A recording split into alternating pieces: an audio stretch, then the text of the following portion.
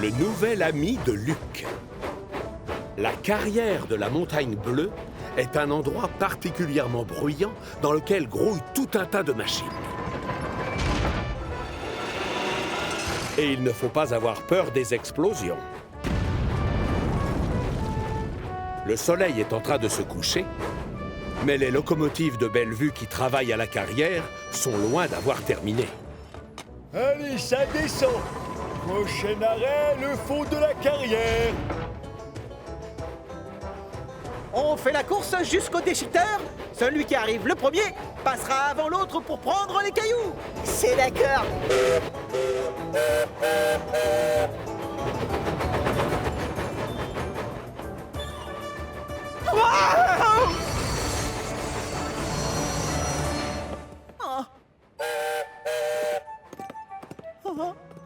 C'est quoi cet animal? Je l'ai mal vu. Il est resté 5 secondes devant moi. Tu ignores, c'est un cerf! Oui, c'est exact. Et un jeune en plus. Il est petit. Peu importe ce que c'est, il n'a rien à faire dans cette carrière. J'ai eu un de ces chocs. Quoi? T'as eu peur? C'est juste un petit animal? Oui, mais il a surgi de nulle part. On arrête de papoter. Il va bientôt faire nuit. Encore un chargement et on a terminé. Oh... Ne t'en fais pas, Luc. On aura un programme bien chargé demain. Il va falloir aller livrer tout ce gravier au château des Elfes. Alors, on a tous intérêt à se reposer. Barnabé a raison. Les petites locomotives de Bellevue suivent son conseil sans broncher et vont s'installer pour la nuit. L'ennui, c'est que Luc est bien trop excité pour aller dormir. Il voudrait déjà être au matin pour aller au château. Et alors que les autres sombrent dans un profond sommeil... Oh, le cerf.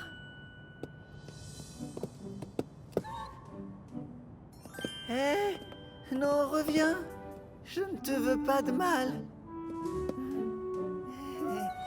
Salut, petit animal.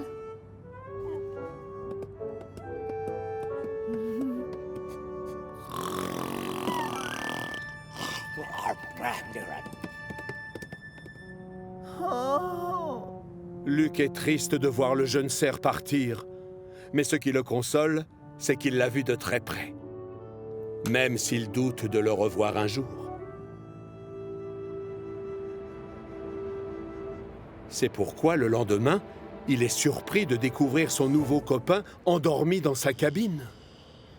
Tiens, bonjour, petit cerf. Bonjour, Luc. Chut! Fais moins de bruit. Tu vas faire peur à mon jeune copain. Tu dérailles, Luc.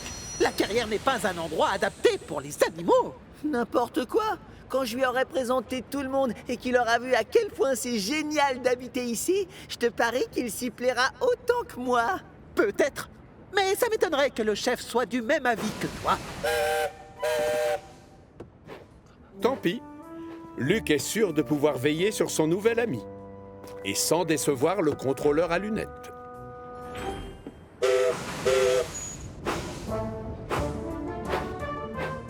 Il roule doucement pour ne pas effrayer le fan.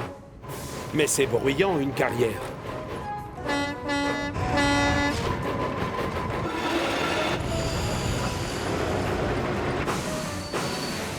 Et le vacarme terrorise le jeune cerf qui se recroqueville dans la cabine de Luc. Soudain, Oh non! le fan saute par-dessus la porte et s'enfuit encore une fois. Ne t'inquiète pas, reviens, voyons. Je l'aime bien, ton nouveau copain, Luc. Il est marrant. Où te caches-tu, l'ami?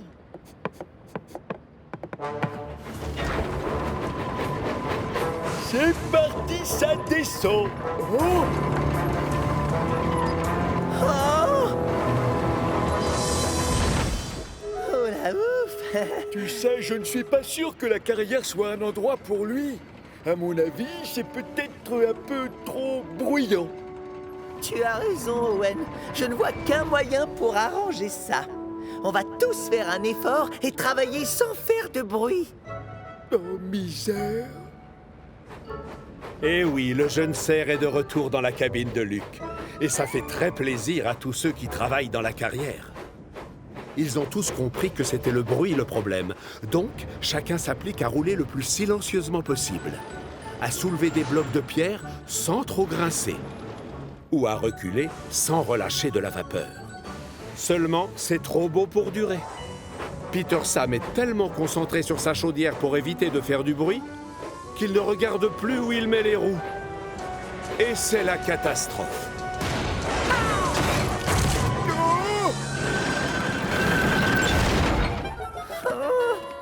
Désolé, Luc, mais ça ne peut pas continuer. C'est impossible de travailler correctement sans faire de bruit. Il a raison, je n'y arrive pas. C'est même plus dur de travailler lentement et en silence que de procéder comme d'habitude. Et en faisant du bruit.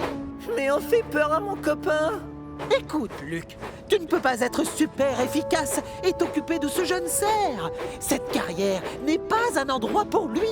Au contraire, moi je veux le garder. Il faut juste lui laisser un peu de temps pour s'adapter. Ayez confiance, et bientôt il se sentira chez lui. Je le sais, j'étais comme lui. Hé, Luc, pourquoi tu ne t'occupes pas de ce chargement qui doit aller au château? Je suis certain que ton ami serait ravi de se dégourdir les pattes dans le parc. Ah, et si je fais cette livraison, ça prouvera que je suis utile. La petite locomotive verte se fait aussitôt atteler au wagon de Barnabé. Puis, il va chercher son nouvel ami. Il redémarre ensuite à toute petite vapeur et s'engage sur la voie de Bellevue qui mène au château des elfes. Le parc qui borde la forteresse n'a rien à voir avec la carrière de la Montagne Bleue. L'air y est pur et frais, ça change. Quant aux couleurs, elles sont gaies et pétillantes. Mais surtout, c'est... Tellement silencieux. Le fond, lui, est au paradis. Plus la petite locomotive s'éloigne de la carrière, plus l'animal a l'air heureux.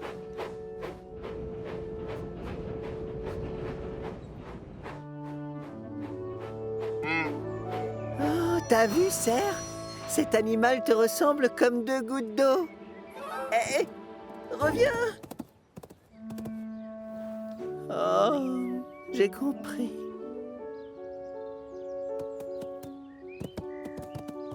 Vas-y, suis ta maman. Cours, elle t'attend.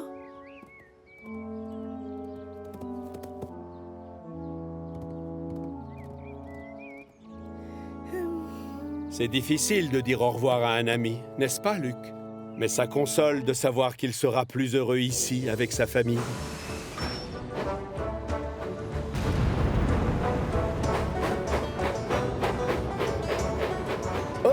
Oh, regardez qui voilà.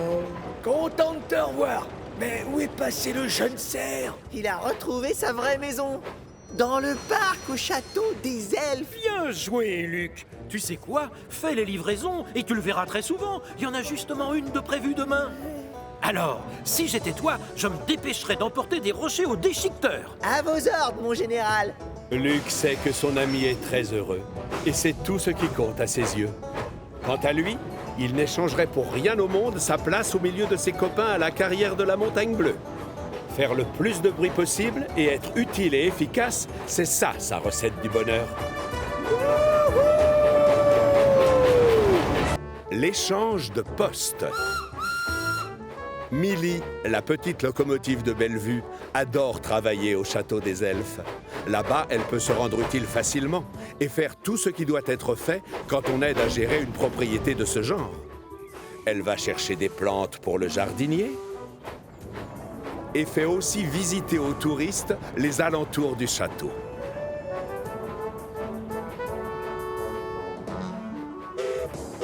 Luc fait également partie de l'équipe de Bellevue et lui aussi adore son travail à la carrière de la Montagne Bleue.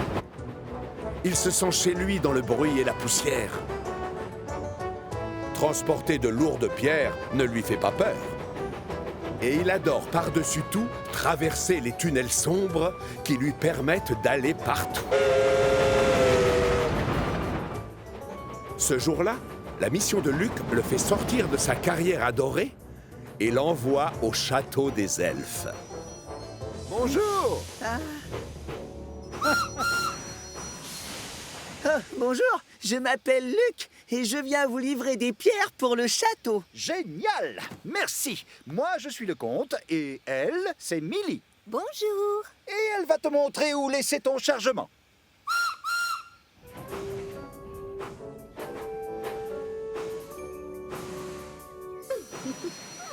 Tu as la figure toute sale, tu sais. Hein? Oh, je sais, normal, il y a beaucoup de poussière dans la carrière. Pourquoi tu ne resterais pas ici jusqu'à ce soir? Je te ferai visiter les environs. J'aimerais beaucoup, mais je dois rentrer à la carrière. Je suis désolée, j'ai encore plein de travail à faire. Qu'est-ce que tu crois? Moi aussi, j'en ai. Je vais chercher des plantes pour notre jardinier, sans parler des visiteurs que je promène dans le parc. Ça a l'air super, mais moi je transporte surtout des pierres et des rochers, et c'est très lourd, crois-moi. Moi aussi, je transporte des chargements lourds, comme les courses pour la cuisine. Ah oui, bien sûr. Allez, il faut vraiment que je fonce à la carrière. Foncer, c'est facile. Parfois, il vaut mieux rouler doucement et être patient. Oh, tu sais, la patience, ça me connaît bien.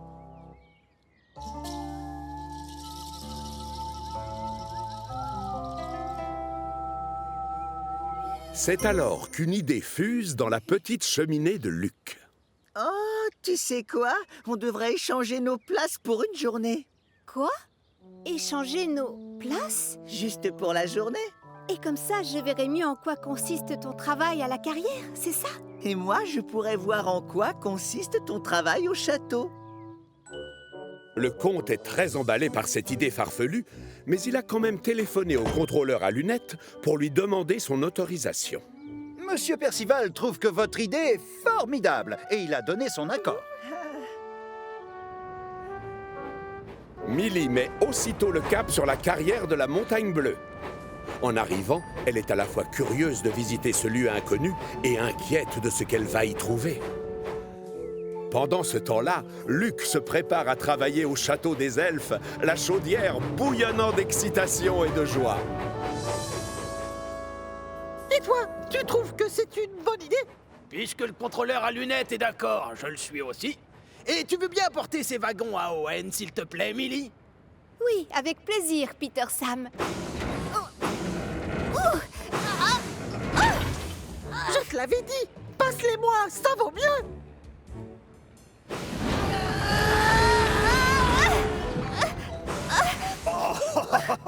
Oui, c'est bien, Millie. Pendant ce temps-là, au château des elfes, Il n'y a rien d'autre. Ces petits pots sont vraiment très légers. D'habitude, je tire des trains plus lourds. Bon, maintenant, il faut que je trouve la maison du jardinier. mais tout ce que Luc voit, c'est du vert partout, de l'herbe verte, des arbres aux feuilles vertes. Du vert, du vert, du vert. Tout est de la même couleur dans ce maudit parc. D'ordinaire, l'univers de Luc est peuplé d'engins poussiéreux et bruyants. Alors forcément, il se sent perdu dans cette nature silencieuse. Et le voilà qui revient à son point de départ. Il a fait tout le tour de la propriété. Minute. Quoi? Non, ne me dites pas que j'ai fait le tour du parc. Mais pourtant, j'ai pas vu la maison du jardinier. Millie, elle, est toujours en train de transporter ses pierres quand elle arrive devant un tunnel. Mais enfin, pourquoi tu freines? Désolée, je n'ai pas l'habitude de traverser des tunnels. Comparé aux grandes étendues gazonnées du château, le tunnel a l'air sombre et étroit. Peut-être, mais moi, je n'ai pas le temps, alors vas-y, avance! J'ai les roues qui tremblent, tu comprends? Attends, je vais te pousser pour t'aider. Non, merci. Je peux y arriver seule. Allez, courage. Roule.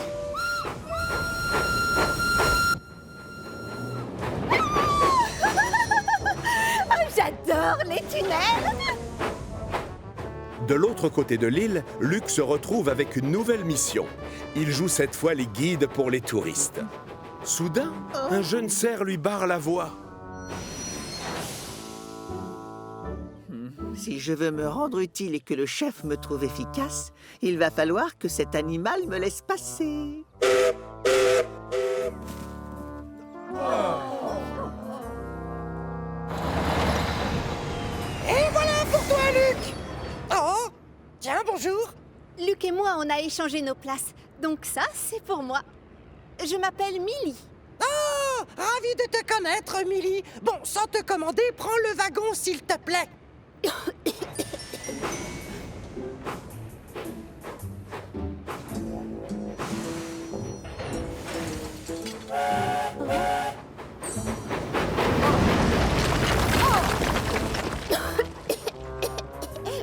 En avant, ma belle. Au château, Luc file à toute vapeur, comme c'est son habitude à la carrière.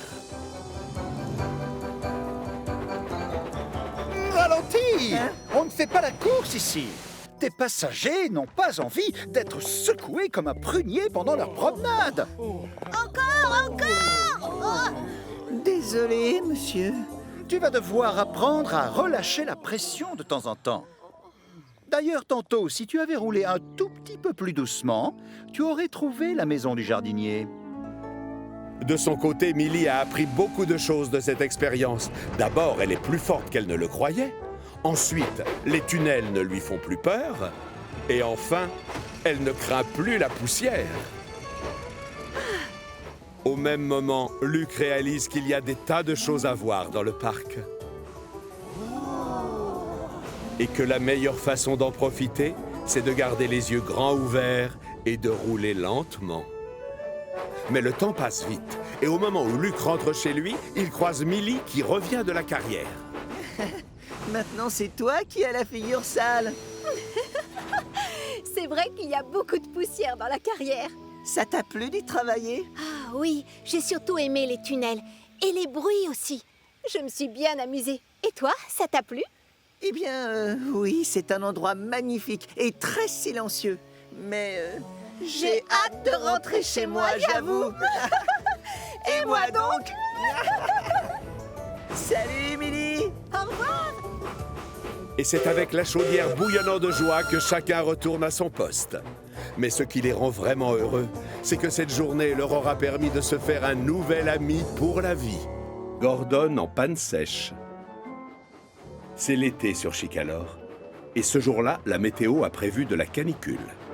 Thomas se rend à la gare des Quatre Vents en compagnie d'Annie et Clarabelle, ses wagons fétiches. Le gros contrôleur lui a confié pour mission de s'occuper du train local sur la ligne principale. Mais avant, il doit remplir son réservoir d'eau. Près du quai, Gordon, qui n'a pas l'air de bonne humeur, attend Percy qui doit lui amener ses wagons. Où sont passés mes wagons? J'en ai assez qu'on me fasse attendre à chaque fois. Peut-être que tu devrais aller les chercher toi-même? Non, les grosses locomotives comme moi ne s'abaissent pas à ce genre de choses, je te signale. Moi, je m'occupe du train express. Autrement dit, le transport de passagers le plus important de tout Chicalor. Les trains locaux ont autant de valeur. Personnellement, moi, je les trouve trop lents. Ils sont obligés de s'arrêter à toutes les gares, alors que l'express, lui, ne fait halte que dans les grandes gares de l'île. Ça change tout. Mais voilà Percy qui arrive enfin avec les wagons de Gordon. Thomas avance jusqu'au château d'eau pour faire le plein avant de repartir. Attention, laissez passer l'express. Un peu plus loin, Paxton redescend de la carrière de la Montagne Bleue avec un chargement de grosses pierres. Il est loin de se douter que Gordon roule sur la même voie, mais dans l'autre sens. Le signal passe au rouge juste au moment où Paxton se rapproche dangereusement de l'aiguillage. Vite, Paxton, freine! L'express passe avant tout. Une grosse pierre se retrouve projetée dans les airs et atterrit lourdement sur la chaudière de Gordon, qui est obligé de s'arrêter. Pardon, Gordon, tu n'as pas trop mal? Tu as une grosse bosse sur le flanc, ça va aller? Mais oui, Paxton, je vais bien. On n'abîme pas une belle et grande locomotive telle que moi aussi facilement. Tu devrais quand même aller faire un tour chez Victor. Non, je refuse. Tu sais, je suis pressé. Le train express ne doit pas être en retard. Et hop, le voilà qui repart. Vous connaissez Gordon. Quand il est comme ça, impossible de le faire changer d'avis. Pourtant, 5 minutes plus tard, sa chaudière commence à avoir sérieusement soif. C'est très étrange. Je croyais avoir fait le plein d'eau avant de partir. Il aperçoit alors un château d'eau juste devant. Je ferais bien de m'arrêter là pour faire le plein. Mais les passagers ne sont pas du tout du même avis. Ils ont peur que le train prenne du retard. Du coup, Gordon redémarre à toute vapeur sans remplir son réservoir. Mais quelques mètres plus loin, sa chaudière recommence à avoir soif. Oh, hélas, si je m'arrête tout le temps pour faire le plein, je vais prendre beaucoup de retard. Je dois vite trouver une autre solution. Gordon passe en revue tous les endroits qu'il connaît bien dans cette partie de l'île. Alors, on a les hangars, les 4 vents, Colvert, le puits sec, les marrons, les grillons, un lac... Oh! En passant à côté du lac, il réalise à quel point il est urgent de trouver de l'eau pour sa chaudière. Sinon, il risque de tomber en panne. Je vais penser à autre chose. Mieux vaut continuer. Ceci est le train express. Encore plus loin, Gordon longe cette fois un ruisseau. Et le clapotis de l'eau lui rappelle qu'il risque la panne sèche. Alors, il décide de siffler pour s'obliger à ne plus y penser. Mais quand il aperçoit un autre château d'eau sur le côté, il sait qu'il doit s'arrêter. Derrière, les passagers sont furieux. Ils croyaient avoir choisi un train rapide, pas un escargot. L'ennui, c'est que Gordon a vraiment besoin d'eau. Son réservoir est presque vide. Allez, reprenez vos places. Je vais rouler super vite, d'accord? Accrochez vos ceintures. Gordon arrive sans encombre à la gare du Puits Sec. Il se gare devant le quai pour que les passagers descendent ou montent dans les wagons. Tu as pris beaucoup de retard aujourd'hui, dis donc. Oh, je sais, mais je vais le rattraper tout à l'heure. Tu vas voir.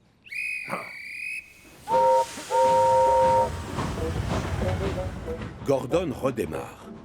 Mais il a à peine parcouru quelques mètres que sa chaudière recommence à avoir soif. Mais non, c'est rien. Roule, allez, c'est rien. Roule, avance, ne pense à rien. Il faut continuer. Il aperçoit alors un troisième château d'eau sur le côté. Seulement, cette fois, il continue tout droit.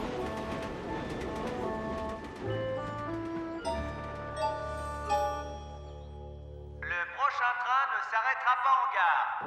Veuillez vous éloigner de la bordure du quai, s'il vous plaît. L'Express passe avant tout. Gordon puise dans ses réserves pour pouvoir avancer à la même vitesse. Allez, accélère, l'Express passe avant tout. Mais comme il n'a plus suffisamment d'eau pour produire de la vapeur et donc faire tourner son moteur, c'est la panne sèche et il est forcé de s'arrêter en pleine campagne. Au même moment, Thomas roule tranquillement en compagnie d'Annie et de Clarabelle quand il remarque des traces d'eau sur le sol. Alors là, je me demande bien d'où ça vient. Il s'aperçoit que Gordon et l'Express se sont arrêtés au milieu de nulle part. Quel est le problème, Gordon? Pourquoi tu t'arrêtes ici? Il n'y a pas de gare. Eh bien, je n'ai plus d'eau, je suis en panne. Ah, je me demande si ta chaudière n'aurait pas une fuite. J'ai vu qu'il y avait de l'eau sur la voie. Une fuite dans ma chaudière, c'est le genre de choses qui n'arrive jamais aux grandes locomotives comme moi. Salut Thomas! Salut Gordon! Tout à coup, Gordon se souvient de l'incident. Ah, la grosse pierre. Mais oui, bien sûr. D'ailleurs, on voit parfaitement le trou qu'elle a fait en tombant. Oh, quelle humiliation! J'aurais dû écouter tes conseils, Paxton. J'aurais dû demander à Victor de regarder ma carrosserie après avoir été cogné par la pierre. Eh bien, oui. Ne t'inquiète pas, Gordon. Je m'occupe de tes passagers. C'est vrai que je roule plus lentement que toi, mais moi, mon réservoir est plein. Si ça t'arrange, je peux te remorquer jusqu'à l'atelier de Victor. D'accord, je ne suis pas aussi rapide que toi, mais je suis super fort. Les passagers de Gordon s'installent donc dans Annie et Clarabelle. Ensuite, Paxton déplace les wagons vides et les met sur une voie de garage. Mais quand il essaie de pousser Gordon, celui-ci ne bouge pas d'un centimètre. Gordon, tu n'aurais pas serré ton frein à main? Peut-être bien. Dans ce cas, desserre-le, ça m'aiderait beaucoup. Comment veux-tu que je te pousse avec tes freins? Gordon est trop fier. Il n'a pas du tout envie d'être remorqué jusqu'à chez Victor. Seulement, s'il refuse l'aide que lui offre gentiment Paxton, il risque de passer la nuit à la Belle Étoile. À contre-cœur, Gordon desserre donc son frein à main. Puis, il laisse Paxton l'emmener jusqu'à l'atelier de réparation. Tous ceux qui voient passer le convoi sont très étonnés de voir Gordon rouler lentement sur la voie principale. C'est tellement rare de ne pas le voir foncer à toute vapeur. Oh, quelle humiliation! Victor a été prévenu et les mécaniciens se mettent tout de suite au travail. 2 heures plus tard, le trou a été colmaté et Gordon est de retour. Bien sûr, toutes les locomotives sont déjà au courant de sa mésaventure et les moqueries fusent de tous les côtés. N'oublie pas de remplir ton réservoir, Gordon. Les chaudières ont souvent soif. Et ne t'approche pas des pierres volantes. Gordon sait qu'on va se moquer de lui pendant longtemps. Mais cette histoire lui aura servi de leçon. Dorénavant, sa priorité, c'est sa chaudière.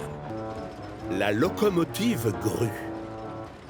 Il existe plusieurs sortes de grues sur l'île de Chicalor.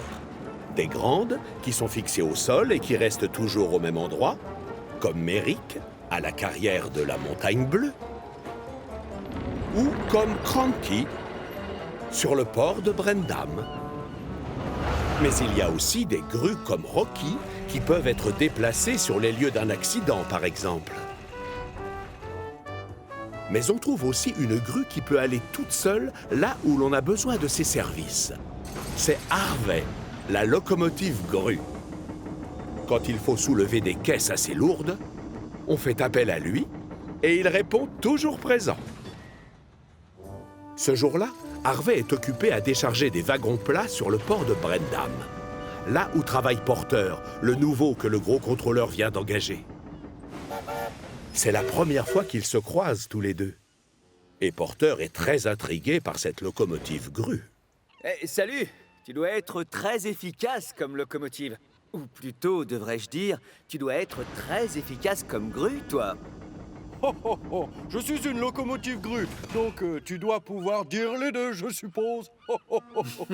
Mais alors, dans ce cas, tu dois être doublement efficace. Ravi de te connaître. Moi, je m'appelle Porter. Enchanté, mon nom c'est Harvey. Oh, regarde Ben, c'est Harvey. Je me demande bien ce qu'il fabrique sur le port. Il essaie sûrement d'attraper un poisson, je parie. Il faut que tu mettes ton crochet dans l'eau, Harvey, si tu veux pêcher quelque chose. Oh, oh, oh. Ils adorent taquiner ces deux-là. Faut les ignorer, Porter. C'est ce que je fais. Et c'est la catastrophe. Oh, regarde où tu mets tes roues ou achète-toi des lunettes. Pas mal les lunettes. Avec ces dômes, ça fera joli. Le chameau à lunettes. C'est vrai, je me cogne tout le temps dans des wagons. Je te l'avais dit, ils sont connus pour leur méchante taquinerie. C'est pas grave, Harvey. Je suis très fier de mes 3 dômes. Et d'ailleurs, je les trouve plutôt utiles. Alors ça m'est égal ce qu'on raconte sur moi. Grâce à ces dômes, je suis spécial. Rassure-toi, ça glisse comme sur un canard. Je ne comprends pas. C'est une façon de parler, ça veut dire que ça m'est égal. Je laisse les moqueries glisser sur moi, je fais l'indifférent. Un peu comme l'eau glisse sur les ailes d'un canard. Un peu plus tard, Harvey a terminé son travail et tous les wagons plats sont prêts à être livrés à la ville des Vicaires. Ça y est, j'ai fini. Les wagons sont prêts à partir, c'est bon. Normalement, c'est Édouard qui devait s'occuper de cette livraison. Mais il a pris du retard, alors on va vite devoir lui trouver un remplaçant. Oh, choisissez Bill et Ben. Ils n'ont rien à faire. En fait, on vient de se rappeler qu'on était attendu à la mine d'argile dans très peu de temps. Oh oui, c'est exact. On doit encore faire des tonnes de choses. Tu le croirais pas si on te disait. Pourquoi tu n'emmènes pas ce train, Harvey? Tu n'es pas qu'une grue, tu sais. Tu es aussi comme nous. Oh, je ne suis pas sûr. D'habitude, moi, je ne m'occupe pas des livraisons. Ça m'étonnerait que je sois très doué pour ça. Rassure-toi, tu n'es pas forcé de tirer les wagons. Oh oui, c'est vrai. Tu t'accroches à eux avec ton crochet et ensuite tu les soulèves. Comme un pêcheur. Oui, comme un pêcheur. Souviens-toi des ailes du canard, ignore-les. Oui, je sais, je laisse glisser, voilà. Peut-être que je vais les emmener, ces wagons plats, finalement. Je trouve que c'est une excellente idée. Tout à fait d'accord avec vous. Tiens, voilà le gros contrôleur.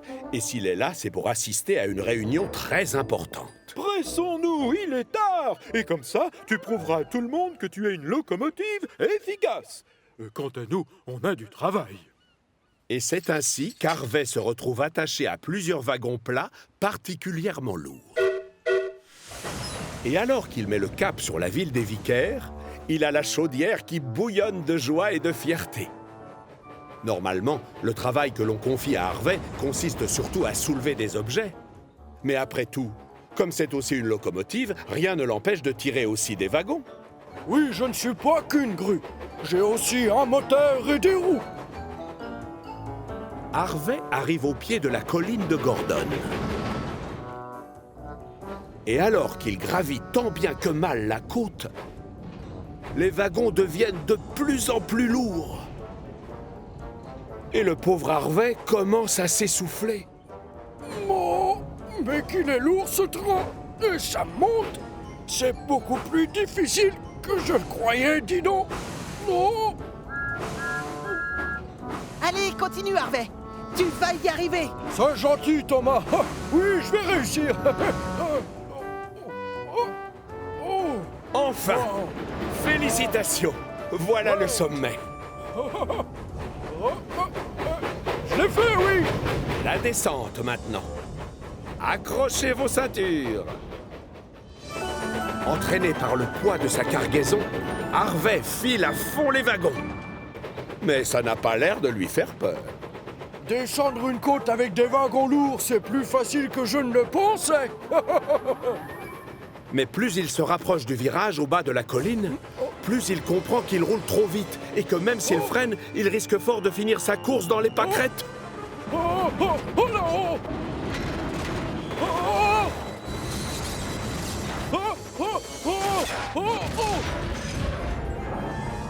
Heureusement, personne n'est blessé. Je savais que je n'aurais jamais dû accepter ce travail. Je leur avais dit que je n'étais pas très doué pour ces choses-là. Oh, j'espère que les jumeaux ne vont pas me voir. À tous les coups, ils vont se moquer de moi. Tu t'accroches à eux avec ton crochet et ensuite tu les soulèves. Comme un pêcheur. Oui, comme un pêcheur. Mais oui, j'avais oublié mon crochet. Du coup, je vais pouvoir remettre mes wagons plats sur les rails. Ah! Bill et Ben, essayez de faire pareil.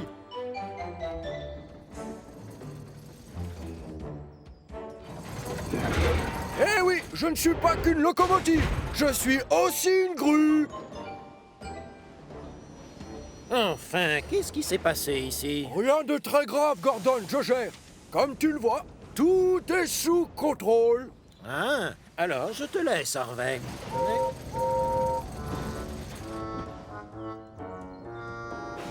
Très vite, les wagons plats sont de retour sur les rails et aucune roue tordue n'est à signaler. Harvey s'attelle à eux et redémarre à toute vapeur en croisant les pistons pour ne pas avoir pris trop de retard. Ce qui compte, c'est que maintenant Harvey sait ce qu'il faut faire quand il arrive sur une colline. Dans les descentes, il commence à freiner dès le début pour contrôler sa vitesse et ne pas prendre trop d'élan avant d'attaquer les virages. Et quand il arrive sur les quais, le gros contrôleur et le directeur du port sortent à peine de leur réunion. La locomotive rouge a juste 2 minutes de retard. Harvey, en livrant dans les temps la cargaison destinée à l'usine de la ville des Vicaires, tu as prouvé à tout le monde qu'une locomotive grue était capable de tirer des wagons. Alors, bravo pour avoir été aussi utile qu'efficace. Oh, merci beaucoup, chef. Oh, chef, il y a un double avantage à posséder un crochet. Avec, je peux aussi aller à la pêche. la pêche! À la pêche! Oh, elle est très bonne!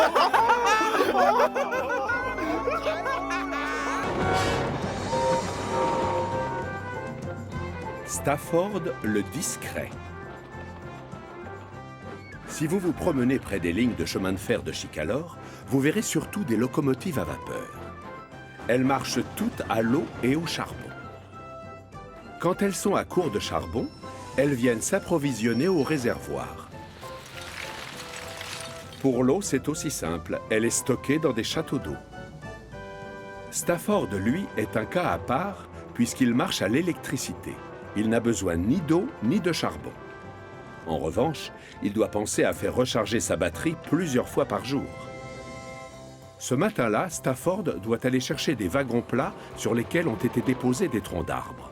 Quand sur le chemin, il rencontre son ami Thomas. Salut Thomas! Salut, Stafford! En s'approchant de la gare du Puy-Sec, ils aperçoivent plusieurs enfants agglutinés sur la passerelle qui se mettent à pousser des cris de joie en les voyant arriver. Tiens, voilà Thomas!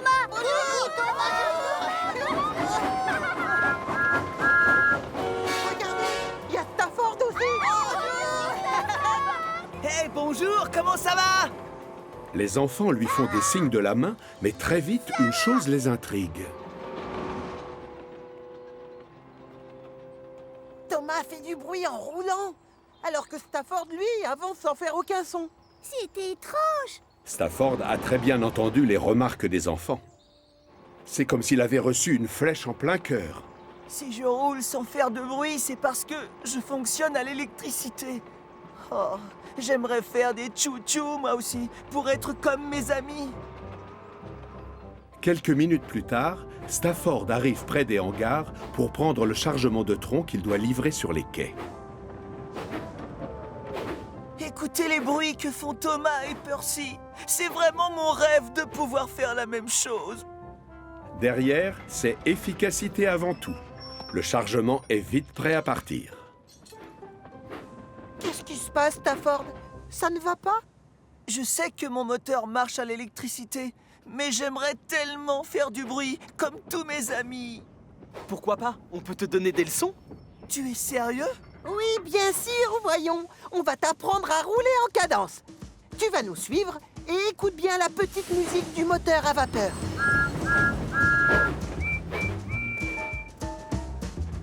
Stafford applique les consignes de Thomas à la lettre et roule à côté de ses deux amis. Tu entends le bruit que je fais, Stafford? Et maintenant, c'est à toi. Tchouf, tchouf, tchouf, tchouf, tchouf, tchouf, tchouf, tchouf, tchouf. Bravo! Maintenant, écoute les bruits de Percy. À toi, tu dois faire pareil, Stafford. Pouf, pouf, pouf, pouf, pouf. Oui, bien, chapeau. On croirait que ton moteur marche à la vapeur. Merci Thomas, merci Percy. Tout content, Stafford prend le chemin du port. Thomas et Percy, quant à eux, sont ravis d'avoir appris leur petite musique à leur ami.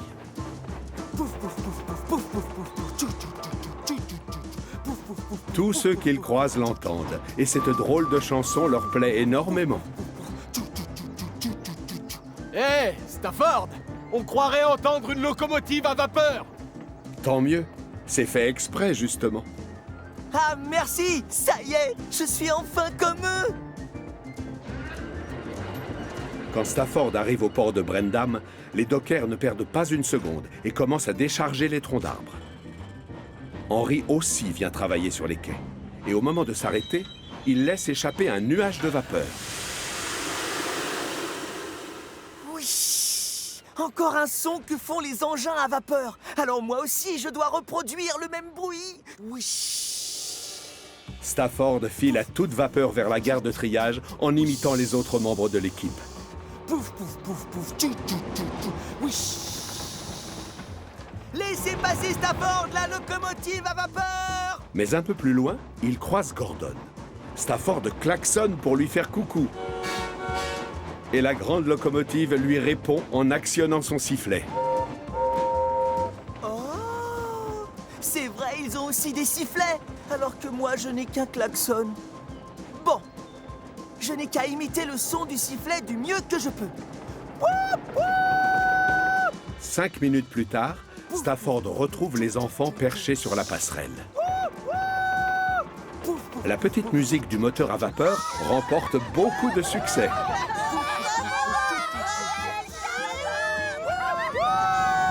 Stafford n'a jamais été aussi heureux. Comme il a du temps libre, il passe au hangar pour faire recharger sa batterie. Ça tombe bien, parce que le gros contrôleur veut lui parler. Monsieur McCall demande que tu viennes l'aider. Tu vas donc te rendre à sa ferme immédiatement. Tu es vraiment l'engin idéal pour cette mission. Quel honneur! Stafford est fou de joie. Il s'attelle à des wagons réservés au transport d'animaux, puis redémarre à toute vapeur pour ne pas perdre de temps.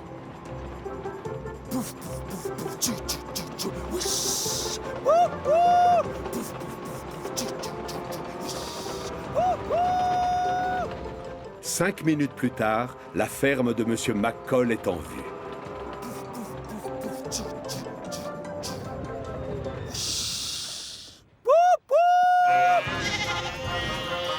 Malheureusement, les jeunes moutons du fermier n'ont pas l'air d'aimer la petite musique du moteur à vapeur, et terrifiés par les bruits émis par Stafford, ils prennent aussitôt la fuite. En voyant la scène, Monsieur McCall se fâche tout rouge. C'est malin. J'avais demandé que ce soit toi qui viennes parce que tu ne fais pas de bruit et que mes agneaux n'auraient pas peur. Et maintenant, il va falloir tous les rattraper. Oh non! Je suis désolé, Monsieur McCall. Si je peux vous aider, surtout, dites-le-moi. Pas de réponse. Le fermier est déjà parti à la recherche de ses jeunes moutons. Stafford se sent terriblement honteux. Finalement, je crois que c'est bien aussi d'être une locomotive électrique silencieuse. Alors qu'il réfléchit aux avantages d'avoir une batterie à la place d'une chaudière, il entend quelque chose dans le lointain. Ce serait pas... Oui, je crois bien. C'est ça! Je les entends bêler. Mais alors, Monsieur McCall est parti du mauvais côté? Stafford décide d'aller prévenir le fermier en roulant sans faire de bruit.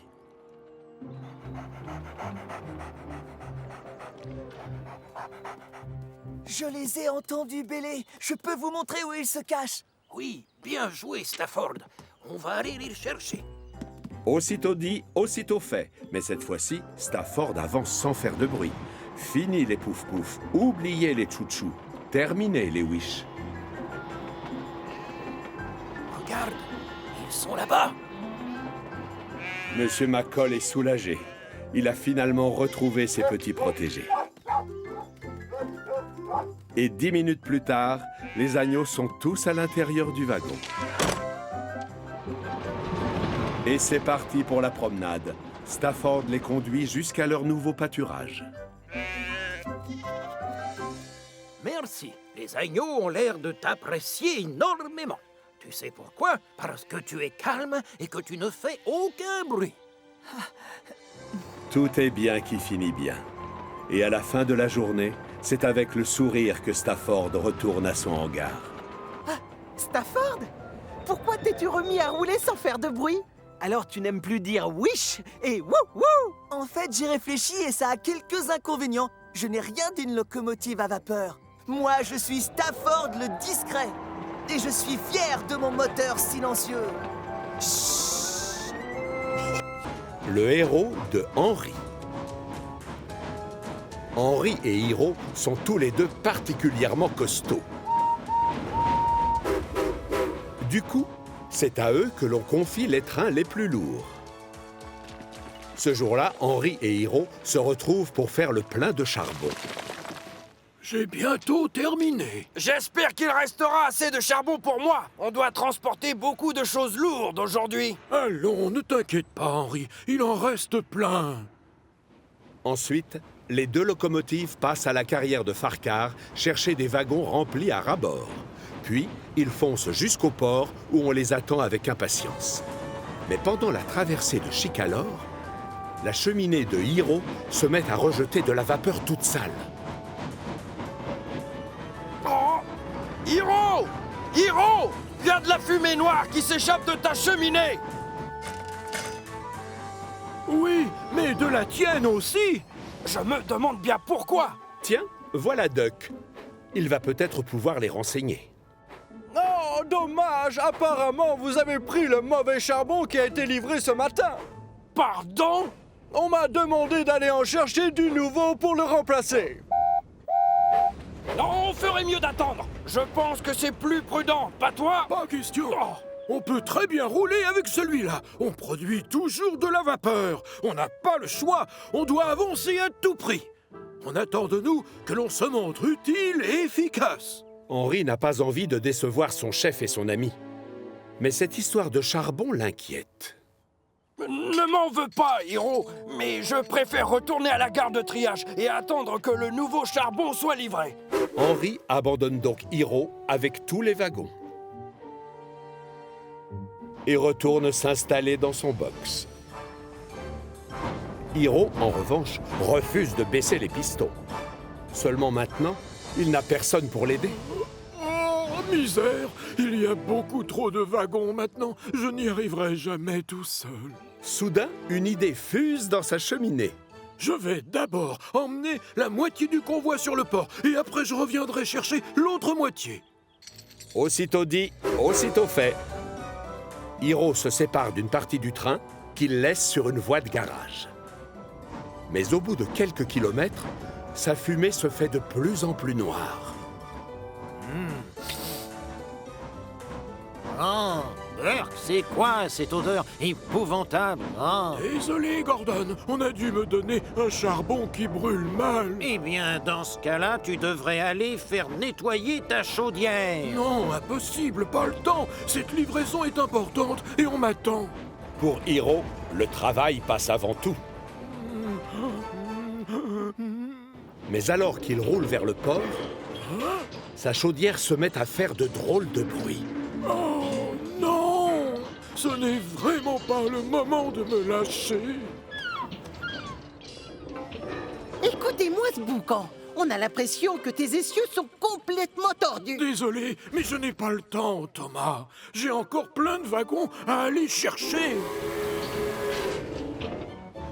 À chaque fois que Hiro traverse une gare, les gens le regardent bizarrement, en se demandant ce qui provoque cet étrange vacarme. Puis, il se bouche le nez. Mais rien n'arrête Hiro. Il s'attelle au wagon et retourne sur le port à toute vapeur. Mission accomplie. Le train complet est arrivé à bon port, c'est le cas de le dire. Mais voilà le gros contrôleur. Ah, Hiro, tu tombes bien. J'aimerais que tu ailles chercher des poutres métalliques à la fonderie pour ce bateau là-bas. Elles pèsent très lourd, je te préviens. Tu auras besoin de Henri pour t'aider à tirer le convoi. Oui, bien, monsieur. Mais quoi, Hiro? Je veux que tu reviennes au plus vite. Le bateau part à 16 heures. Hiro sait qu'il doit aller faire nettoyer sa chaudière. Mais on ne refuse rien au gros contrôleur. Oui, monsieur. Dis-moi, mon grand, comment se fait-il que ta vapeur soit si noire? Ce n'est pas normal! Hiro ne prend pas le temps de répondre à son chef. De toute façon, avec ce boucan, il entend très mal ce qu'on lui dit. Il retrouve Henri à la gare de triage. Henri, ça y est, j'ai livré tous les wagons de la carrière. Mais maintenant, j'ai vraiment besoin de toi. Quoi? Tu as réussi à tirer le convoi en entier? Même avec le mauvais charbon? Ça n'a pas été facile, c'est vrai. Mais parfois, tu sais, on n'a pas le choix et on doit avancer. Ah, tu crois? J'attendais que le bon charbon soit livré pour reprendre le travail. Mais puisque tu arrives à rouler sans encombre, peut-être que je peux retourner sur les rails, moi aussi. Et c'est ainsi que les deux amis prennent le chemin de la fonderie. Ensuite, ils repartent avec les wagons plats sur lesquels sont disposées plusieurs rangées de poutres métalliques. C'est Hiro qui tire et Henri qui pousse. C'est dingue comme ils sont lourds tous ces wagons plats. Oh, dis donc! Arrête de parler, s'il te plaît! On doit absolument être sur le port avant que le bateau ne parte pour un autre pays! Les deux locomotives traversent la campagne à fond les wagons. Quand tout à coup, la chaudière de Henri se met à faire les mêmes bruits que celle de Hiro. Ma chaudière est en train de grincer très bizarrement, Hiro! Pourquoi on n'irait pas voir si le nouveau charbon est arrivé? Non! Henri! On est super pressé! Le bateau doit partir à 16 heures! Mais alors qu'il se lance dans la montée sur la colline de Gordon, un bruit encore plus étrange que les autres résonne. Incroyable! Ce n'est pas Henri qui freine, c'est Hiro. Bon bah alors! Pourquoi tu t'arrêtes? C'est ma chaudière qui s'est bloquée, je crois. Cette fois, c'est sûr, c'est la panne. Je te demande pardon. C'est toi qui avais raison. On aurait dû aller chercher l'autre charbon.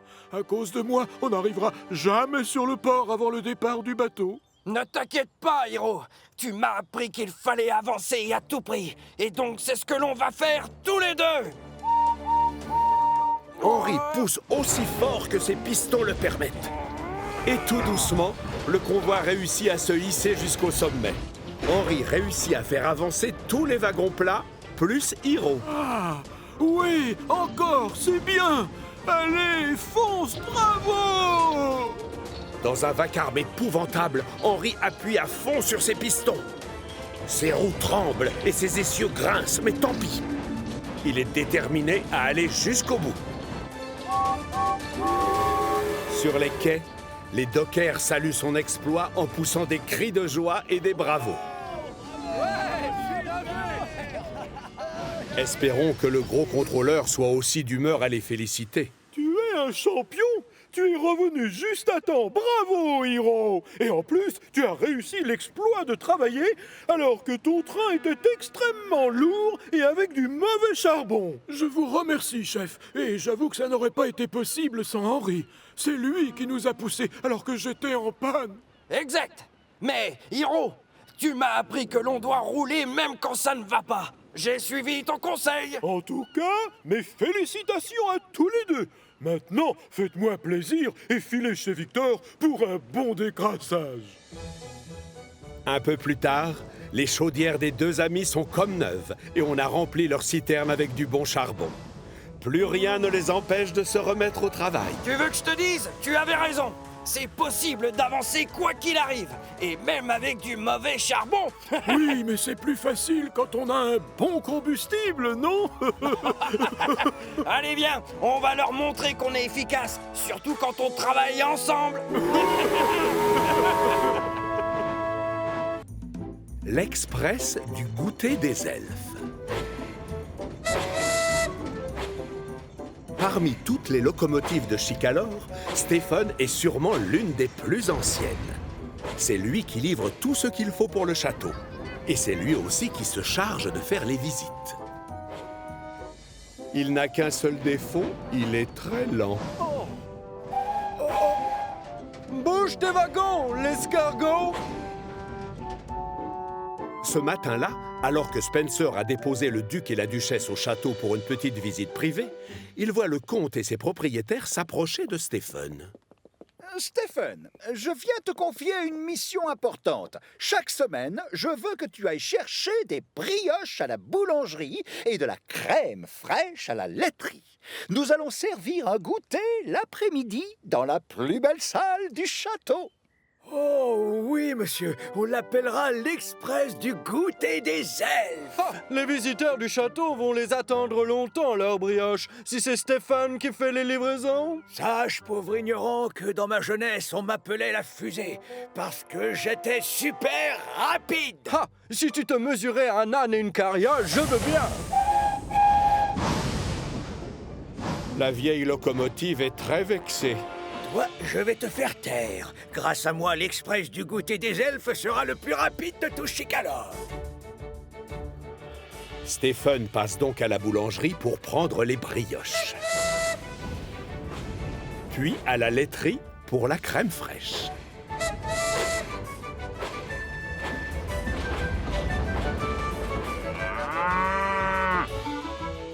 Et quand il emprunte le chemin du retour, Stephen est persuadé qu'il roule très vite. Laissez passer, l'Express du goûter des elfes est attendu! Hélas, Gordon, qui se trouve juste derrière, n'est pas tout à fait du même avis. Tu te traînes, l'escargot. Tu vois bien que l'Express aimerait passer, alors avance! Pourtant, je suis déjà au maximum, là. Je n'ai pas le temps d'attendre, alors je prends les commandes. La patience, c'est une qualité qui manque à Gordon. La preuve, Gordon, qu'est-ce que tu fabriques? Oh, oh, oh, oh. Hey, doucement, je te rappelle que je suis plus tout jeune. Gordon fait celui qui n'a rien entendu et fait rouler Stephen à fond les wagons. Mais quand ils arrivent au croisement avant le château, Gordon ralentit pour que Stephen puisse changer de voie. Maintenant, tu sais ce que c'est qu'un express, collègue. Stephen est encore plus vexé. Quand Spencer voit revenir la vieille locomotive avec beaucoup d'avance, il n'en croit pas ses yeux.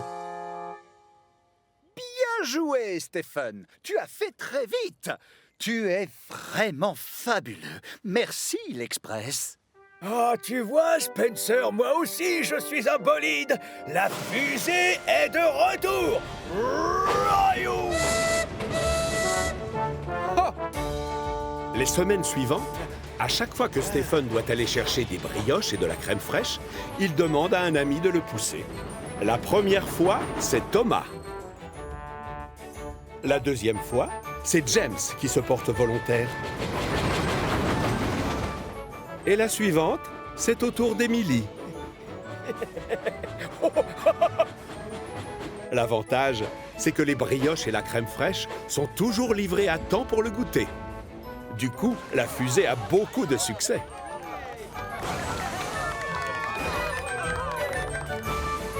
Un jour, le comte décide de lui confier une mission importante. Le gros contrôleur et son épouse, Madame Hatt, nous font l'honneur de venir goûter au château tout à l'heure. Mais nous n'avons plus de confiture en cuisine, alors si ça ne te dérange pas, j'aimerais que tu ailles en chercher sur le port à ma place. Oui, bien sûr, je reviens aussi vite que possible.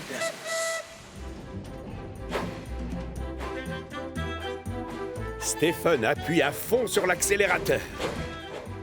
Et sur les quais, il se dépêche de s'atteler au wagon.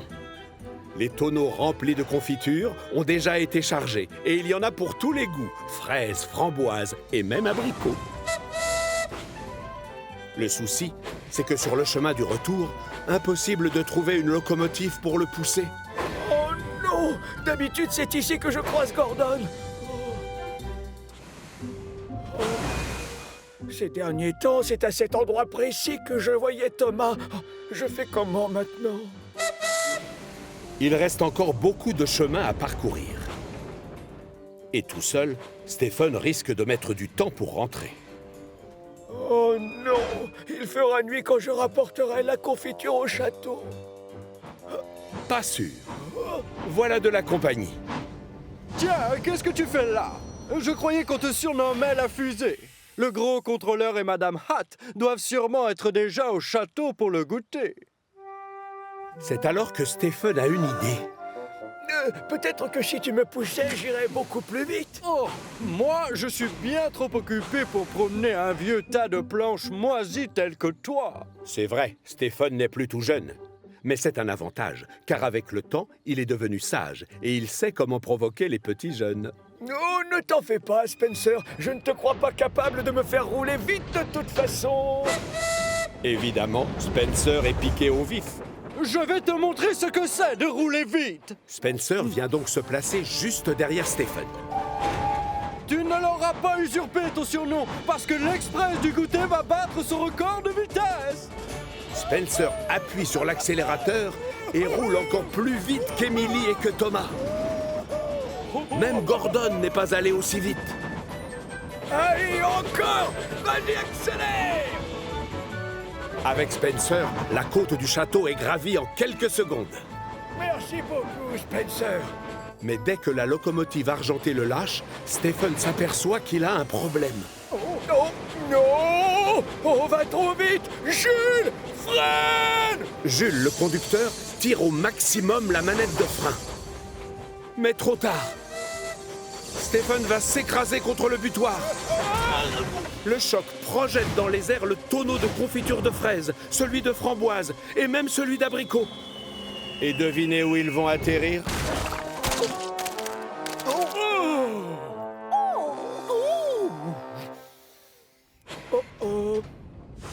Heureusement, personne n'est blessé. Mais le gros contrôleur et le comte vont devoir aller chez le teinturier. Mais enfin, Stephen, quel est ce cirque? Je suis vraiment navré. J'ai demandé à Spencer de me pousser afin d'être plus rapide. Voyons, réfléchis un peu. Je t'ai choisi parce que je te fais confiance, pas parce que tu vas très vite. Désolé, monsieur. Finalement, je n'ai pas besoin de faire mon maximum pour foncer. Non, en effet, je confirme. Mais qu'est-ce que je vais bien pouvoir servir à mes pauvres invités? Ah, laissez-moi faire! Je dois retourner chercher de la confiture pour les gourmands. Et donc pourquoi les visiteurs ne monteraient-ils pas à bord d'un wagon et comme ça, ils pourraient boire du thé tout en faisant une promenade en train? Tout le monde trouve l'idée excellente. Peu après, la vieille locomotive reprend donc tranquillement le chemin du port, ses passagers confortablement installés dans le wagon. La confiture est vite chargée, et en fin de journée, tout le monde est ravi d'avoir pu profiter d'une chouette promenade et d'un excellent goûter. Oh! Laissez passer l'escargot! Ah, non, pardon. Laissez passer l'express du goûter des elfes! Gordon bloqué. C'est l'hiver sur Chicalor, et le travail est compliqué avec le froid. Heureusement, il est l'heure de rentrer pour Thomas et ses amis, et ils rêvent tous de faire un gros dodo au chaud. Mais quand ils arrivent devant les hangars, mauvaise surprise. La plaque tournante ne peut plus bouger à cause du gel. C'est vraiment pas de chance. La plaque tournante est bloquée devant 2 rails. Une seule locomotive va donc pouvoir passer la nuit au chaud dans son hangar. Oui, mais laquelle? C'est moi qui devrais dormir à l'intérieur. Désolé, je ne suis pas comme vous, moi. Il vaut mieux que je passe la nuit au chaud. Moi non plus, je n'ai pas du tout envie de dormir dehors, Gordon. La neige et le gel risquent d'abîmer ma belle carrosserie et ça m'ennuie un peu. Oui, mais pensez à Percy. Il va aller livrer le courrier tard dans la nuit. Et en rentrant, il voudra se mettre au chaud. Ça m'est égal, Thomas. Je trouverai un endroit dans lequel dormir. Non, Percy, c'est toi qui dois dormir dans ce hangar. Et nous, on va tous aller se trouver un petit abri ailleurs. Alors dors tranquille. Finalement, toutes les locomotives sont d'accord pour laisser le hangar à leur ami Percy. Et les voilà donc partis à la recherche d'un autre abri pour la nuit. Un peu plus loin, elles croisent Flynn, qui vient tout juste d'éteindre un incendie. Je peux savoir ce que vous faites dehors à cette heure de la nuit? Les rouages de notre plaque tournante ont gelé. Du coup, on doit trouver un autre endroit où passer la nuit. On a 2 hangars vides au centre de recherche et de secours. Si ça vous dit, on vous les prête. Non, merci, ce sera sans moi. Hors de question que je passe la nuit là-bas. J'ai les oreilles fragiles et le sommeil trop léger. L'alarme fait un boucan du diable et je vais sûrement mal dormir. C'est donc James et Emily qui sont choisis pour aller au centre de recherche et de secours. De leur côté, Thomas et les autres décident de passer voir chez Victor s'il ne pourrait pas les accueillir pour la nuit dans son atelier. En fait, mes chers amis, je vais seulement avoir de la place pour 2 locomotives, désolé. Pas question que je reste dormir ici. Ça va me porter la poisse. À chaque fois que je pense à cet atelier, je tombe en panne. Et vous me connaissez, quand je dors mal, le matin, je suis de mauvaise humeur. Oh ça oui, on le sait. Mais n'empêche que tu ne peux pas passer la nuit dehors. Je te rappelle que la neige et le gel sont très mauvais pour les moteurs. Au fait, si je me souviens bien, il y a un hangar vide à la décharge. Je refuse d'aller dormir au milieu d'un tas de poubelles. Et puis quoi encore? Non, c'est hors de question. Thomas et Gordon abandonnent donc Henry et Edward qui ont décidé de dormir à l'atelier. Gordon est persuadé qu'il va trouver un meilleur abri pour passer la nuit. C'est alors qu'il croise Norman, occupé à livrer son dernier chargement de la journée. Bonsoir, Norman. Les rouages de notre plaque tournante ont tous gelé. Tu ne connaîtrais pas un endroit où on peut dormir? Oui, il y a de la place pour une locomotive à l'atelier des diesels. Prenez-la si ça vous intéresse. Moi, je refuse de mettre une roue chez les diesels, c'est sûr. Ça sent trop mauvais. Et je n'ai pas très envie de me tâcher, je viens de me laver. Tant pis pour Gordon. Thomas accepte volontiers l'offre de Norman et file chez les diesels. Du coup, Gordon se retrouve seul. Je suis sûr et certain qu'en cherchant bien, je peux trouver quelque chose de mieux qu'un box chez les diesels. Plus facile à dire qu'à faire. Car il a beau se creuser la chaudière, il ne voit pas où aller. Soudain, une idée lui traverse enfin la cheminée. Oh, je l'ai trouvé, la solution. Ces idiots sont tous partis dormir dans des hangars qui ne sont pas les nôtres, alors qu'avec un peu de chance, la plaque tournante a été réparée depuis longtemps. Et non, raté. La plaque tournante ne fonctionne toujours pas.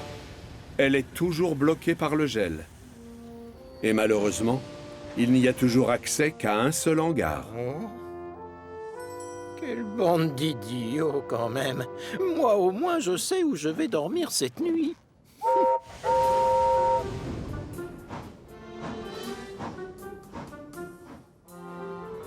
Tard dans la nuit, Percy revient à la gare de triage après avoir livré tous les sacs de courrier. Le pauvre n'a qu'une seule envie, c'est de se reposer. Hélas, le hangar est déjà occupé. Gordon, Hein? Oui, quoi? Je suis en train de dormir. fais-moi de la place. Allez, pousse-toi.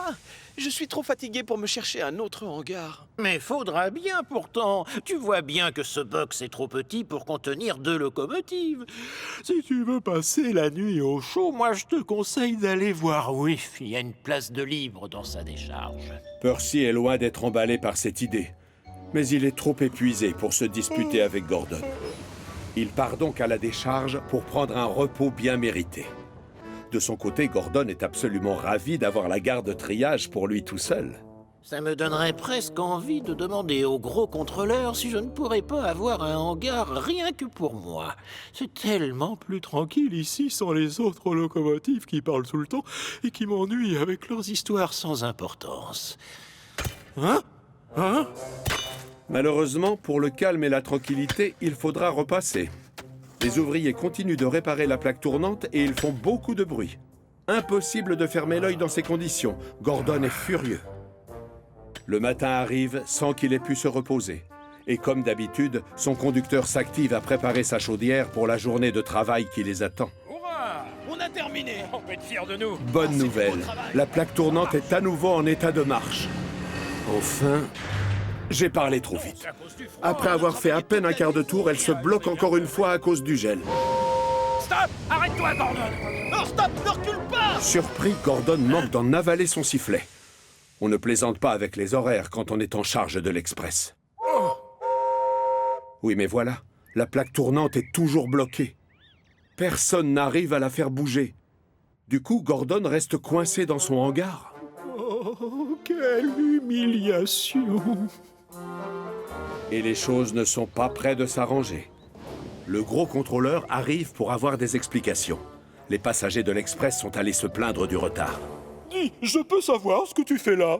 Édouard m'a dit que c'était Percy qui devait dormir ici, à la gare de triage. Oh, je suis désolé, monsieur, mais moi aussi j'avais envie de dormir au chaud cette nuit. Percy n'a pas protesté d'ailleurs. C'est tout de même pas de ma faute s'il a encore gelé. Hein? Tiens, en voilà un qui a l'air d'avoir passé une bonne nuit. Salut, comment ça va tout le monde? Je sais ce que l'on va faire. Percy va s'atteler au wagon de James pour une journée. Et c'est James qui ira s'occuper de l'Express. Mais c'est moi qui suis en charge de l'Express. Je ne peux pas te confier ta mission habituelle puisque je te rappelle que tu es coincé dans ce hangar.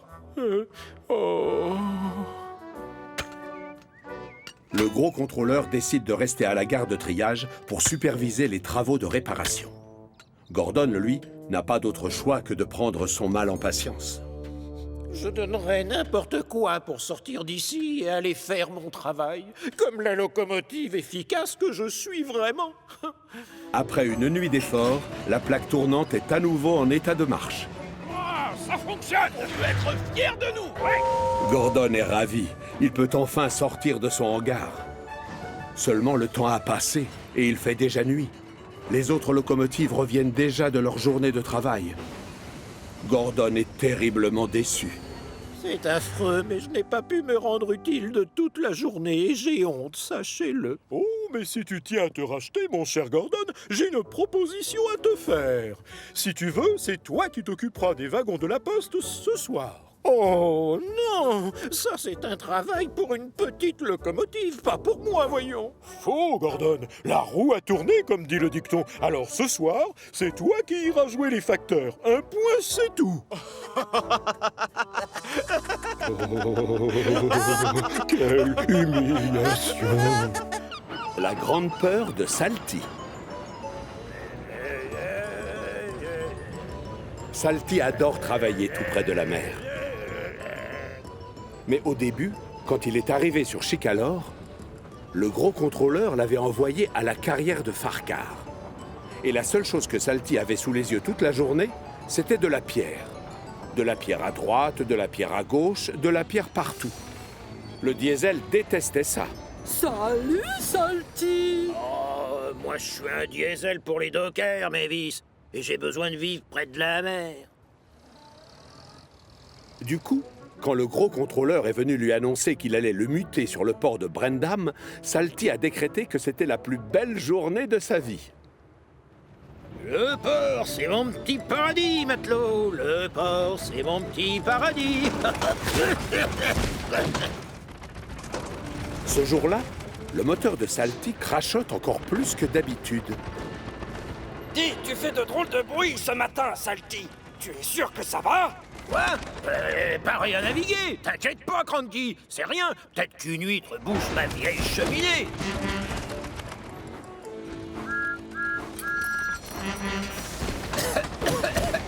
Si j'étais toi, j'irais à l'atelier de réparation des diesels. Non, pas question, Thomas. Oh, y a rien qui cloche chez moi. Ce bon air marin va guérir ma toux en 5 minutes.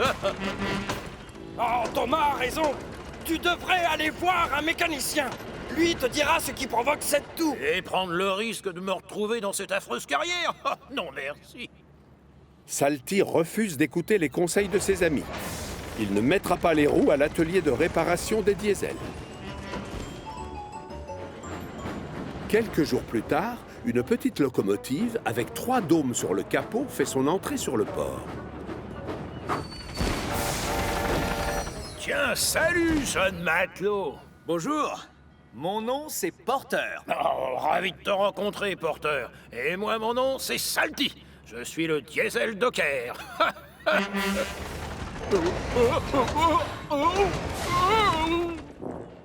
C'est ton moteur? Est-ce que ça va? Pareil à naviguer. Et le tien, il marche bien? Au fait, c'est quoi tous ces dômes? T'as encore plus de bosse qu'un chameau. Oh, celui du milieu, c'est pour la vapeur. Et les 2 autres, ce sont mes sablières. Pourquoi on t'a installé tes sablières au-dessus de ta chaudière?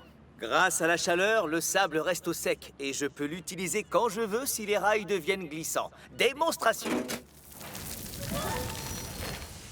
Ah, c'est pas idiot ça, et je peux savoir ce qui t'amène chez moi sur le port? C'est lui qui va te remplacer, Salty, pendant que tu feras réparer ton moteur. Oh, chef, mais c'est juste un petit rhume de rien du tout. Sois sérieux, d'accord? Comment veux-tu te rendre utile si tu tombes en panne? Alors, va faire réparer ton moteur et tu retrouveras ta place sur le port dans une semaine. Salty hésite. Il est terrorisé à l'idée que Porter fasse son travail mieux que lui. Et que le gros contrôleur lui demande de ne plus revenir sur les quais. Quand il arrive à l'atelier de réparation des diesels, il est accueilli par Ben et Dart. Oh, mais comment ça va, les amis? Oh, faites vite, d'accord? Je dois retourner sur le port à fond les manettes. Non, une révision, ça ne se prend pas à la légère. Ce qu'il veut dire, c'est que les révisions de moteur, ça doit se faire dans les règles. Ah non, vous ne comprenez pas, les amis. Le gros contrôleur a engagé un petit nouveau. Et si je ne retourne pas là-bas illico presto, il va me voler mon poste. Et vous savez où je finirai mes vieux jours? À la carrière. Oh, non, mais ça serait horrible. Toi, tu travailles avec des dockers. Ouais, bien sûr. C'est affreux. Oh. Pendant ce temps-là, sur les quais, Porter impressionne tout le monde par son professionnalisme. En plus, il apprend vite. Et le bois, je le mets où déjà? C'est bidon, je les range où? Il te faut combien de wagons plats? Cranky n'aime pas trop quand on lui pose plein de questions à la fois. Mais il est obligé de reconnaître que Porter est une bonne recrue et qu'avec lui, le travail avance vite.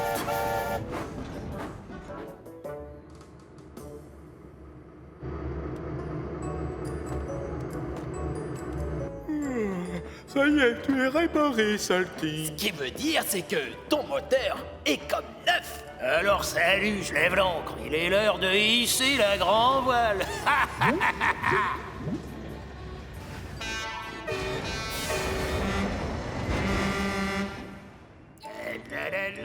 Le port, c'est mon petit port. Salty est tellement pressé de reprendre son poste qu'il ne regarde pas où il met les roues et percute une cargaison d'huile. Doucement les pistons, enfin, Salty. Fais demi-tour, on va t'enlever ces taches. Non, pas besoin de nettoyage puisque mon moteur a arrêté de tousser. Je retourne travailler avec les dockers. Salty aurait peut-être dû y réfléchir à 2 fois et accepter de passer sous la douche, car de l'huile s'égoutte sur la voie pendant qu'il roule et forcément, les rails deviennent très glissants. Heureusement, tout comme Porter d'ailleurs, Salty a lui aussi des sablières. Il verse donc du sable sous ses roues pour les empêcher de patiner sur les rails. Au sommet de la colline de Gordon, le diesel aperçoit enfin la mer au loin. Le port, c'est mon petit paradis, matelot. Le port, c'est mon petit paradis. Il est tellement content et pressé d'y arriver qu'il appuie à fond sur l'accélérateur. Oui, moussaillon, c'est moi, votre vieux copain Salty. Ça y est, je suis de retour. Et c'est la catastrophe. Impossible de freiner. Ses roues sont couvertes d'huile et elles glissent sur les rails comme sur une patinoire. Et pas de chance, sa sablière est vide. Le vieux diesel percute un train rempli de rubans et de cotillons. Porter assiste à toute la scène et décide d'intervenir avant que la situation n'empire. Nom d'une encre rouillée.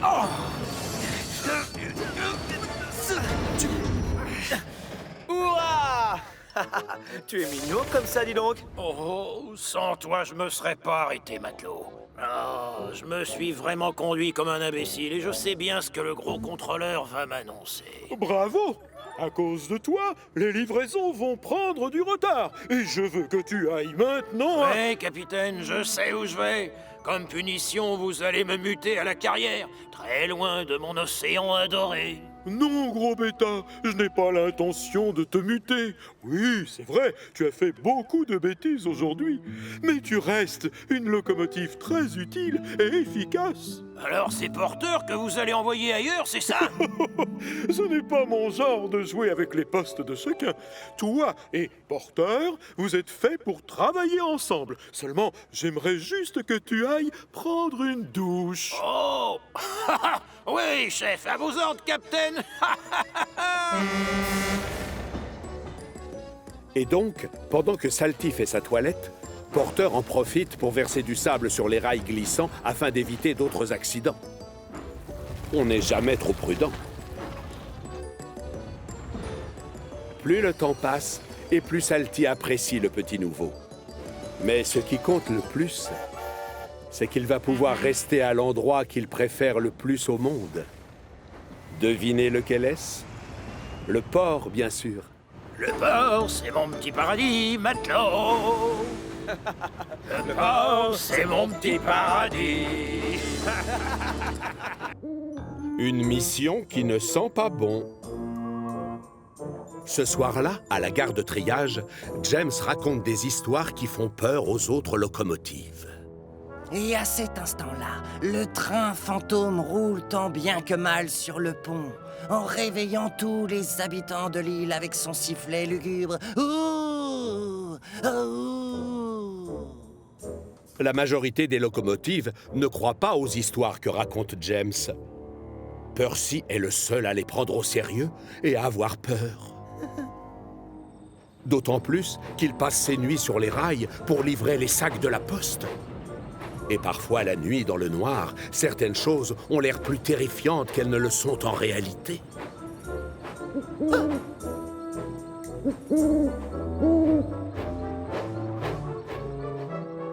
Et pile à ce moment-là, je l'ai vu. C'était le train fantôme. Oh, James, tu fais peur à Percy avec tes histoires de fantômes. C'est quand même pas de ma faute si Percy est loin d'être aussi courageux que moi. Si tu es tellement brave, pourquoi c'est pas toi qui passes tes nuits à distribuer le courrier? Mais tout simplement parce que c'est un travail pour une petite locomotive comme Percy et non pour une magnifique et grande machine comme moi. Laisse tomber, Thomas. Ça ne me dérange pas de sortir la nuit. Et puisque tu es si courageux, James, tu n'as qu'à relever le défi que je vais te lancer. Tu veux bien t'occuper du hareng volant cette nuit? Oui, top là, j'accepte. Avec plaisir. Ha, c'est pas un train rempli de poissons qui va me faire peur. Oui, on verra, James. Je sens qu'on va rire. C'est donc sûr de lui que James part sur le port chercher le hareng volant et sa cargaison de poissons, tout juste sortis des cales des chalutiers. Mais alors qu'il s'approche du train, une odeur épouvantable commence à se faire sentir. Oh! Sur le quai, Porter déplace des wagons pendant que Cranky décharge les caisses des pêcheurs. Oh, Porter, c'est quoi cette terrible odeur? Enfin, ce sont les poissons, James. C'est toi qui vas t'occuper du hareng volant? Non, le hareng volant, c'est le domaine réservé de Henry, alors que moi, je transporte des voyageurs. Peut-être que je devrais aller le chercher. James retourne donc à la gare de triage. Réveille-toi, Henry. Tu es en retard pour aller chercher la poubelle volante. Hein? Oh, mais tu ne devais pas t'en occuper à ma place cette nuit? Mais non, voyons, tu as mal compris. Pourquoi je m'en occuperais, tu m'expliques? C'est ton train. Moi, je suis bien trop beau pour y toucher. Mais tu avais dit que tu le ferais. Tu devais prouver ton courage. Alors là, je crois que tu as rêvé, mon ami.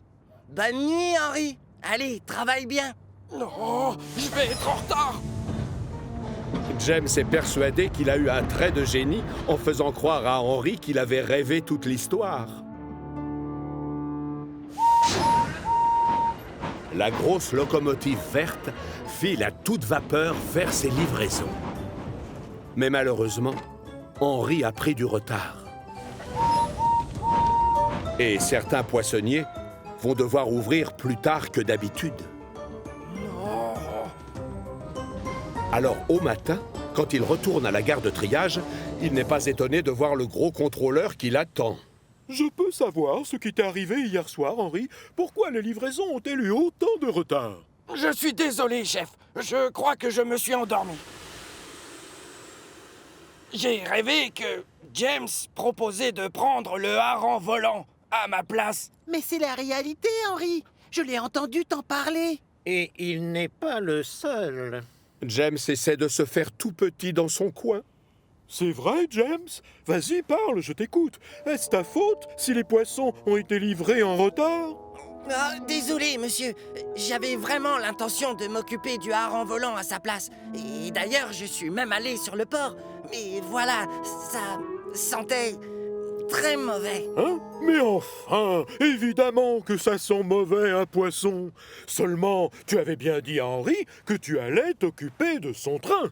Oui, je sais, chef, mais j'ai cru que si je m'approchais de ces wagons, mes passagers risquaient de se plaindre ensuite si je sentais le poisson pas frais. Je ne veux pas le savoir. Donc ce soir, tu vas te charger des livraisons de poissons. Comme ça, tu tiendras la promesse que tu as faite à Henry. Oh, d'accord, monsieur. Évidemment, James est furieux. Toute la journée, il n'arrête pas de penser à ce qu'il va être obligé de faire la nuit suivante. Et quand vient le soir, alors qu'il arrive sur le port, l'odeur de poisson lui attaque les narines. Et ça ne lui plaît pas du tout. Coucou, James. Où sont tes wagons? Tu n'es pas venu chercher le hareng volant, dis-moi? Peut-être que si. James prend tout son temps et recule tout doucement vers les wagons farceurs. S'il vous plaît, faites attention. Oh, je ne veux pas qu'un seul poisson tombe sur moi. Les wagons farceurs le regardent prendre toutes ces précautions et ça les fait bien rire. James a peur de sentir mauvais. James a peur de sentir mauvais. Ah non, et dites pas ça. Et d'ailleurs, c'est faux. James a peur de toucher aux poissons. James a peur de toucher aux poissons. James est tellement perturbé par ces moqueries qu'il ne fait pas attention à ce qui se passe autour de lui. Et c'est la catastrophe. Alors que Cranky décharge les caisses de poissons des chalutiers, James recule sans regarder où il met ses roues et percute la palette. Oh non! James! Le pauvre James a des poissons jusqu'aux yeux. Et ça, bien sûr, ça fait beaucoup rigoler les wagons farceurs. Porteurs aussi, d'ailleurs. Tu sais, normalement, on transporte les poissons à l'intérieur des wagons. La forte odeur de poisson se renforce avec les minutes qui passent.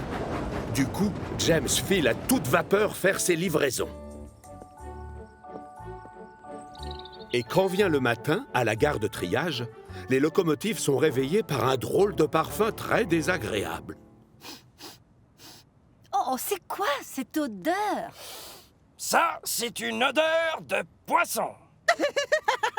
Ça vient du box de James. C'est drôlement gentil. Il a rapporté un cadeau pour le gros contrôleur. Moi? N'importe quoi. James se remarque seulement maintenant le poisson allongé devant son nez et qui a dû atterrir là après le choc. Oh, c'est ça l'odeur. Bah, j'ai eu un petit accident hier soir. Pourtant, vu d'ici, ta belle carrosserie rouge a l'air intacte. C'est grâce à l'huile de poisson, ça, James. Reconnais que tu brilles encore plus que d'habitude. Tout le monde se tait. Le gros contrôleur arrive.